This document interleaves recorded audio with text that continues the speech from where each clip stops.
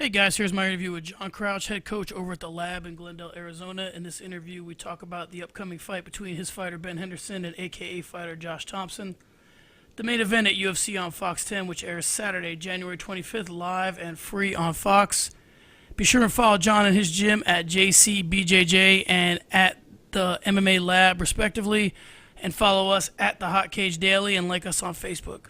Here's the interview, guys. Enjoy. Okay, so let's move on to Ben.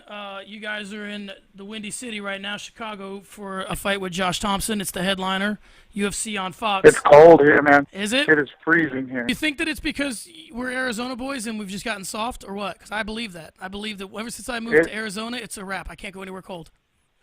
It's a negative 25 wind chill. So That's cold anywhere. It doesn't matter where you live. That's cold. That's true. You know, and it's funny. I heard Tom Brady say once that the reason why Northeastern teams are more successful, or teams in cold weather are more successful in sports, is because once it gets cold, all you do is focus on that.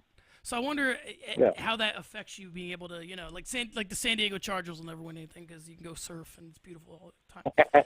Well, luckily we don't have a fight outside, so we're good. That's true. Okay, so let's talk about Ben. Now, I think I know the answer to this, but I want to get it from you. So, Ben was recently married. This is the first time in a while he's not come into the fight as the champ. So those two things being the case, preparing for this fight has been unique to other fights.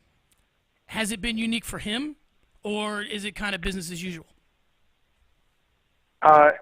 First, every fight is unique. Every single camp is a little bit different. So there's challenge in each and every one, injuries, timing, this or that. But really, that being said, we do things the same every time. We have the same schedule. We work on the same pace. And so it's required some better scheduling on his part from the wedding, But other than that, he hasn't missed one sparring session. He hasn't missed one practice. It's been business as usual. Okay.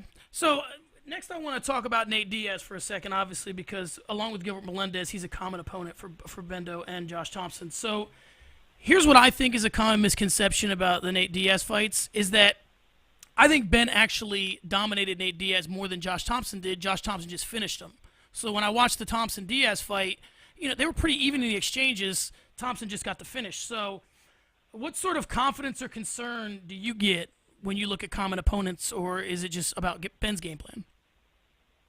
It's really hard to do MMA math. Just because player A beat player B doesn't mean player C who beat player A is going. It doesn't work like that. Mm-hmm.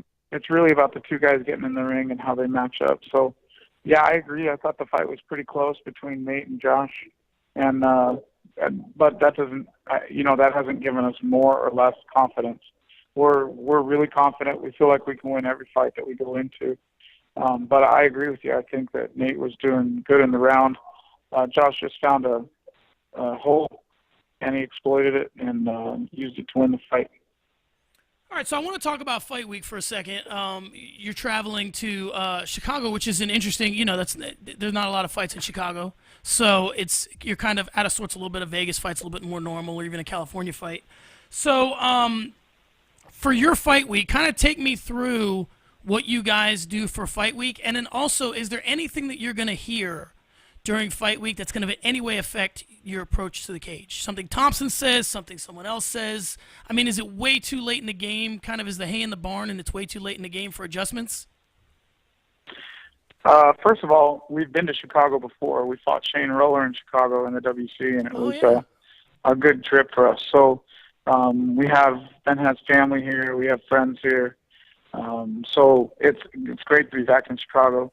And second of all, it is way too late in the game. You've trained for the things you're going to train. The guys are going to react and do the things they want to do. But it never matters in our camp what people say. Never. What you say can't change anything. And that goes for our guys, too. You can't talk your way into winning a fight. You have to just do the right things. You've either trained for it and you're going to be able to do it, or you haven't and you won't.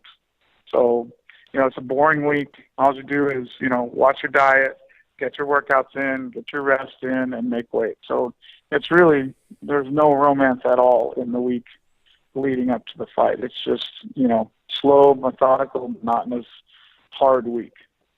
So for you, a familiarity. I mean, even though you guys have been to Chicago before, I was saying, you're more used to fighting in certain venues. There's nothing that having a familiarity with the area or anything would help you because, like you said, it's just you're lounging around, you're kind of getting your head right mentally for the week, right?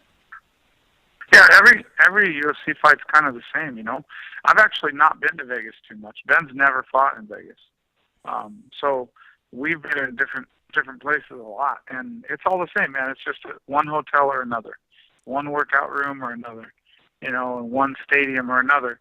Like, it doesn't really change. The opponents change, and we're definitely excited about it, but it's the same process for us, and we're gonna, we stick to it and do the best we can to be consistent with our approach. All right, sounds good. So, all right, I want to talk to you about Josh Thomson. What do you think he brings to the cage that makes him unique to the other fighters in the division, and what are you guys expecting from him? He's a great fighter. Like, he's well deserving of his ranking. He's been doing this for a long time at a super high level. Nothing's going to rattle him. He's not going to be surprised by anything.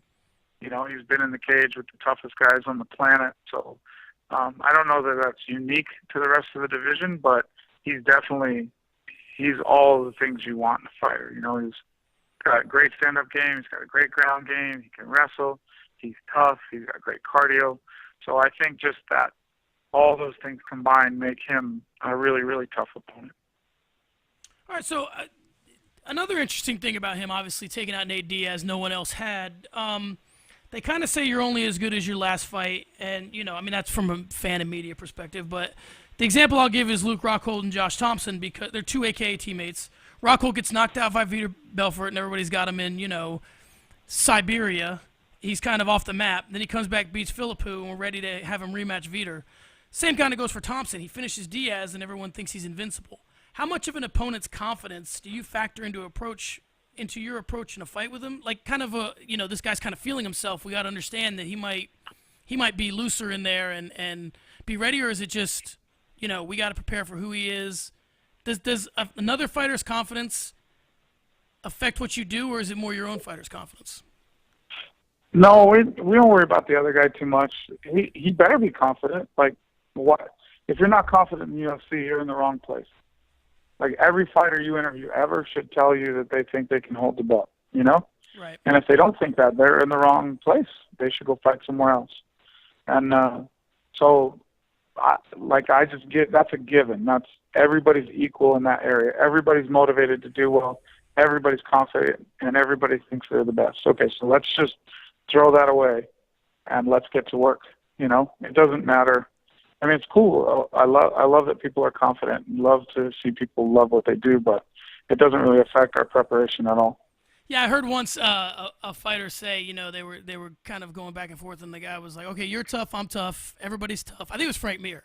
Frank Mir's like, "All right, everybody's tough. Now let's just get down to the fight. Who's prepared? Exactly right. Yeah, it makes perfect sense. All right, Coach. Well, there you have it. So he's John Crouch, coach of Ben Henderson. His fighter takes on Josh Thomson this Saturday in Chicago, UFC on Fox. Coach, good luck, and we'll talk soon, okay? Thanks, man. Don't forget, we got Yalcin Meza from the MMA Lab and Alex Bruce Leroy Caceres. So all three lab fighters are on the card this weekend. Absolutely. Big weekend for the lab. So hopefully. Yes, sir. Thank you. I appreciate you having me on. Take it easy.